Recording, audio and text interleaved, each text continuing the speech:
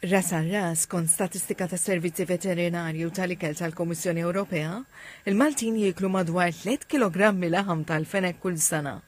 Marija Xkembri jassit ta' razzett tal-fnik. Trabbit minn xkunita f'dan l-ambjent, illum tot 76 sena.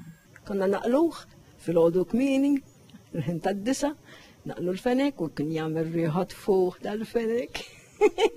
Marija, żewġa u lieda komplew it-tradizzjoni. Jgħidu li d-domanda l-fenek lokali tiżdied minn sena l-oħra. Francesco Alexander stħarreġ il-konsum tal-fenek f'partit rurali ta' Malta. Sab li l-maġġoranza ta' dawk li kellem jippreferu l-fenek lokali minn dak importat. Kienu l-imġar, is-siġġiewi, ħaddingli, abba, kif ukoll ħażebbuċ. Dr. Giorgia Tart mill-Università ta' Malta li ma' Francesco u l-Butiġiċ ippubblikaw l-istudju fir-rivista Dinija ta' Xjenza tal-Fnik, il-World Rabbit Science Journal qal li l-Maltin għadhom jażlu metodi tradizzjonali fit-tissir tal-fenek.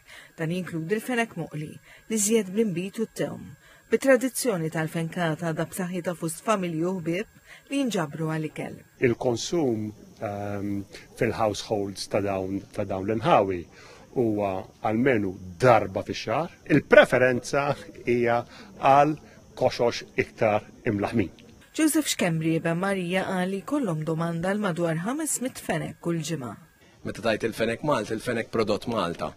Jiġifieri l-kwalità tiegħu ħadkun aħjar, iktar frisk, sibu malajr, tinqeda malajr u mhux għamel vjaġġi ta' kilometri sħaħ biex wasal hawnhekk. Qal li minkejja l-preferenza għal fenkata tradizzjonali dan l-aħħar qed isiru wkoll popolari verżjonijiet iżjed moderni tal-konsum tal-fenek, bħal użu tiegħu fil-burgers u fit-salset.